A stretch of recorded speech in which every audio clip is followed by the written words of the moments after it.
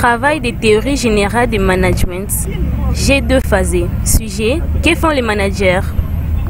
Présenté par Kamba Kabamba Jérémy, Bilal Wabilal Exaucé, Mwanzabi Doyafine, Yamba Nundu Biaglodi, Kabantu Tumbatoni, Wayoyo Lungonzo Jemima et Sambia Kuntoto Krishna.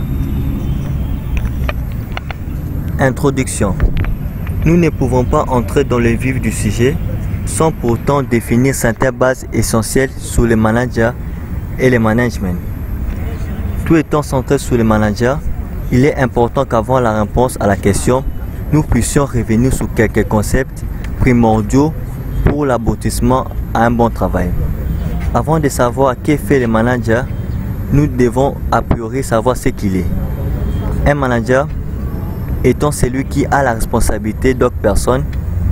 Un management est aussi un cadre dirigeant qui a la responsabilité de gérer une équipe, la conduire et planifier des mécanismes pour l'atteinte des objectifs fixés. Le manager assure la gestion, l'organisation et l'administration de son entreprise. C'est un innovateur. Concrètement, le manager est celui qui fait du management. Le management en soi est l'art de combiner les ressources et de mobiliser les acteurs.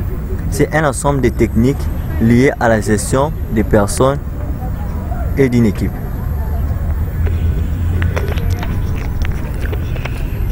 Le manager manage. Ces termes contiennent plusieurs contextes dans lesquels nous pouvons tirer quelques définitions. Manager, c'est tenir en ordre son équipe, l'organiser et les diriger. C'est mettre les outils de gestion au service de ses missions et ses projets, puis développer de compétences pour un résultat efficace. C'est trouver et savoir comment combiner ses ressources puis pour l'efficience de son entreprise. C'est attirer, recruter, former et mobiliser une équipe à qui donner la possibilité d'être des acteurs par rapport à la vision du manager dans l'entreprise.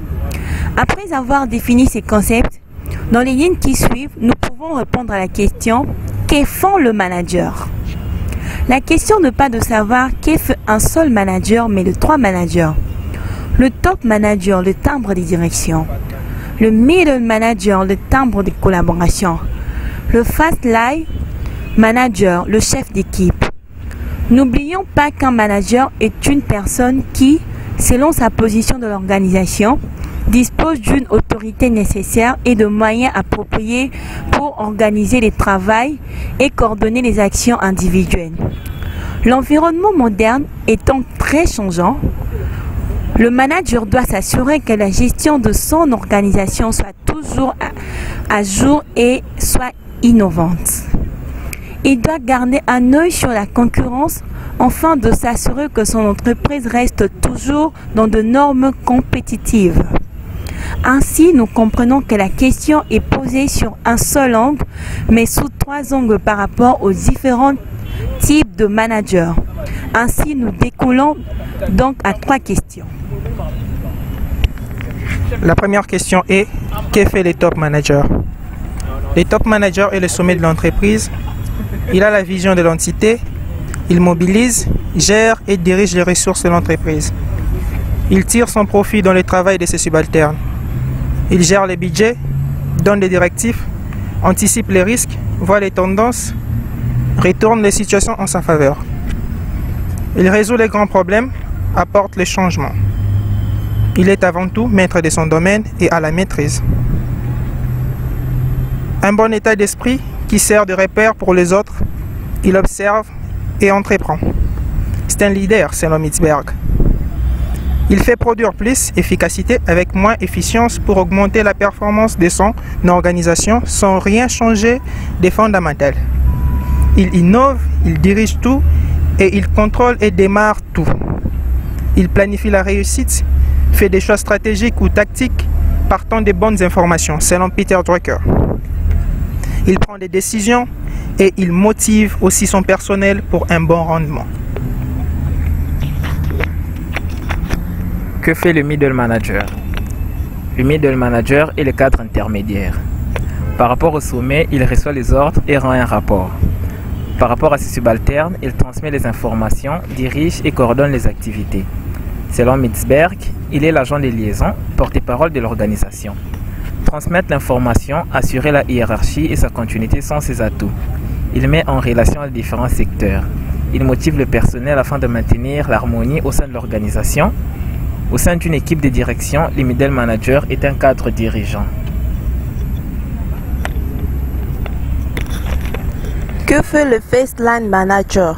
Le First Line Manager est constamment en contact avec les exécutants. Il est sur le terrain et il a une vision générale bien précise sur le marché. Son atout est la motivation du personnel. Il répartit, il évite les désordres, il partage les connaissances et les informations reçues du sommet avec les subalternes. Il anime, il recrute, il coach et recadre son équipe. Il résout les petits problèmes liés à l'affectation des ressources dans l'activité. Il tient l'esprit d'équipe et encourage son équipe pour une meilleure rentabilité de sa société. Dans l'organigramme de l'entreprise, il est le cadre moyen ou l'agent de maîtrise. Pour notre exemple pratique, nous avons approché le Centre d'expertise et d'évaluation et de certification des substances minérales précieuses et semi-précieuses, CEC en cycle. Il répond à la nécessité d'encadrer le secteur minier par une structure fiable. Il est donc un service technique du ministère des Mines. Le CEC a pour mission d'évaluer l'expertise du diamant, de l'or, du coltan et de toute autre substance minérale précieuse et semi-précieuse en RDC.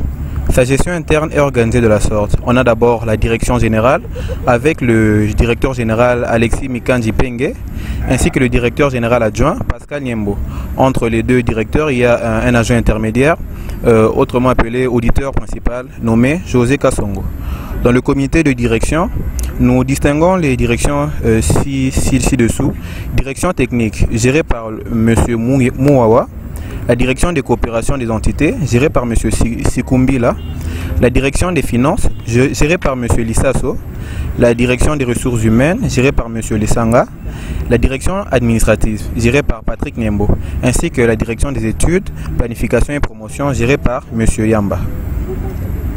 Pour notre exemple pratique, nous nous sommes intéressés à la direction d'études, méthodes et planification, dirigée par M. Mathieu Yamba. En tant que directeur d'études, méthode et planification, son rôle est de faire les études, de planifier les missions et de faire la promotion de l'entreprise. Sur le plan des études, s'il y a par exemple l'apparition de minerais dans un territoire donné, il mène des études et des recherches sur le minerai et sur la quantité et le profit de l'entreprise que l'entreprise pourra tirer avant d'y envoyer ses agents. Côté méthode, il met en place une technique d'approche, il trace une feuille de route pour les agents qui vont descendre sur le terrain. Côté planification, il planifie toutes les prévisions et projets de l'entreprise. Il planifie à l'avance toutes les actions et approches qu'auront à faire les agents sur le terrain. Chaque fin de semaine, il tient une réunion avec tous les membres de sa direction pour faire une évaluation de la semaine. Ainsi, il fait le contrôle de l'efficacité de ses agents.